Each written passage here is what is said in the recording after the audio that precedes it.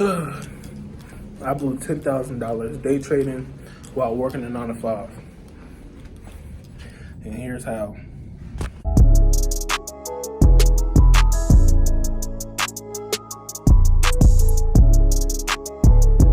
Now that I'm at the elevator, it was seriously one of the best trade runs of my life.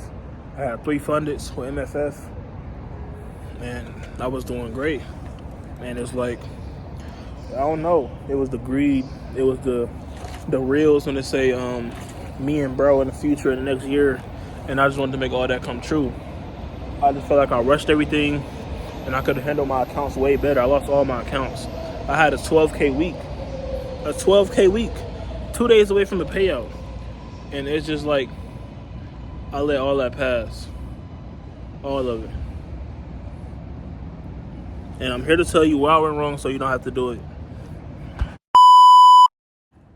So, I had my first real profitable trading month.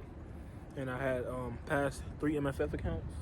So I'm trading while working a 9 to 5. And I was trading in like my element. It was like the best trading I ever done. I had a 12K week, and I blew it all. Life-changing money. I make about 2.5 a month for my job. So that means almost 3 times my monthly income in a week. 2 days from a payout, and I let it slip in between my hands. All accounts gone, all accounts burnt, everything. Life-changing money, right? And I'm here to tell y'all how not to do it and what did I do to go wrong with my accounts. One, all the dopamine I was getting from like reels, me and bro in a year, lock in now, so you all the cars and all the thought of that lifestyle, it just had me on skates, ready to have 100K month or something like that, when really 12K in a week is very much life-changing money. And I should have took it more serious, and I wish I have, now that I don't have the account. But they always say if you can do it once, you can do it again, and it's time that I come back and we do that again. So one, I had too much dopamine from the Instagram reels, social media. Social media really clouded my head with a lot of things that I shouldn't let have. I'm way stronger than that, way more disciplined than that. And I'm really disappointed in myself that I let an image of a lifestyle and stuff get in between me and where I'm trying to be. Trying to impress other people. You know, I'm 22 with a son, so doing all this for my kid, now that I look back, I'm hurting myself more trying to prove a point to everybody, you know, about trading and about me changing my life and me doing all this business and stuff. And while I'm working, it's like I'm hurting myself more, me and my son, because my son's lifestyle depends on how I perform in life. So I want him to have the best life ever, and if I want that, I should have secured that money and acted accordingly when I made 12K in a week. That's good money, bro. My rent is I pay abandoned rent where I live, so that's a year's worth of rent right there. I could have paid and not worked and just redid it, rinse and repeat the process. But I'm gonna go to the crib right quick and continue the story when I get to the house.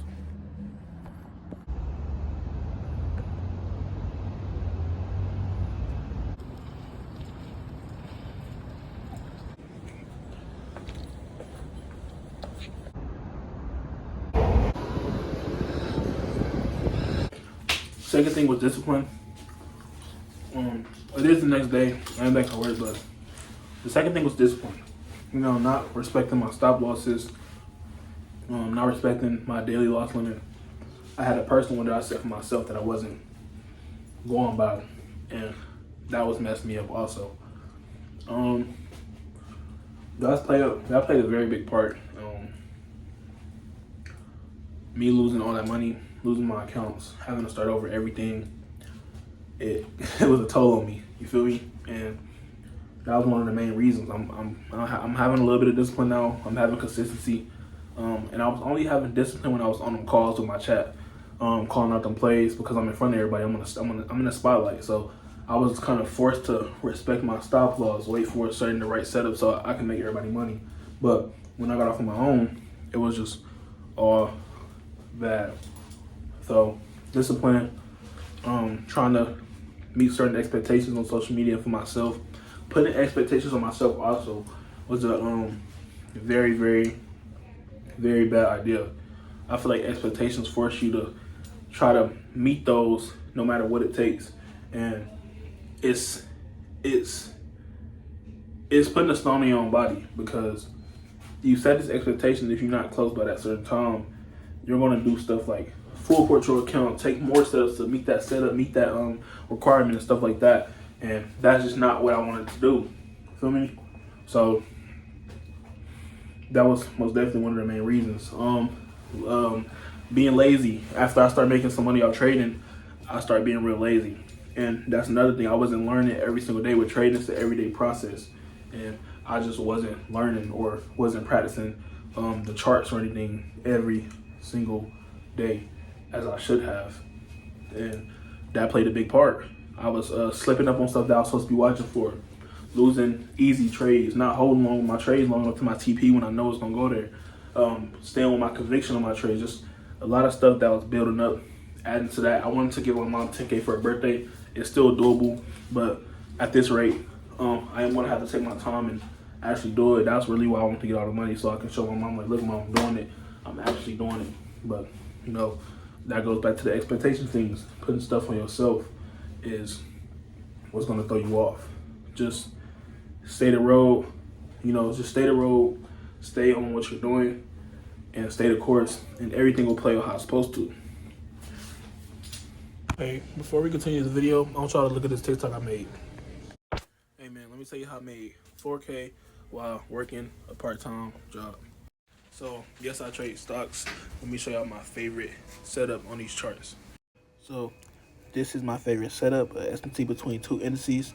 You have one making new highs and another one making new lows, right? So we got S&P between ES and NQ. After S&P, you got your shift. This is not a confirmation to sell. You wait for that fair value gap to be made. After the shift, wait for the pullback, and then you enter. Now let's go to the real charts to show y'all the comparison between the two.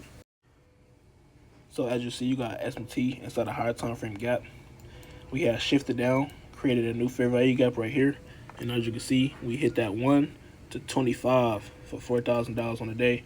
And yes, we alerted the chat. Free Discord, link in bio to come trade with us.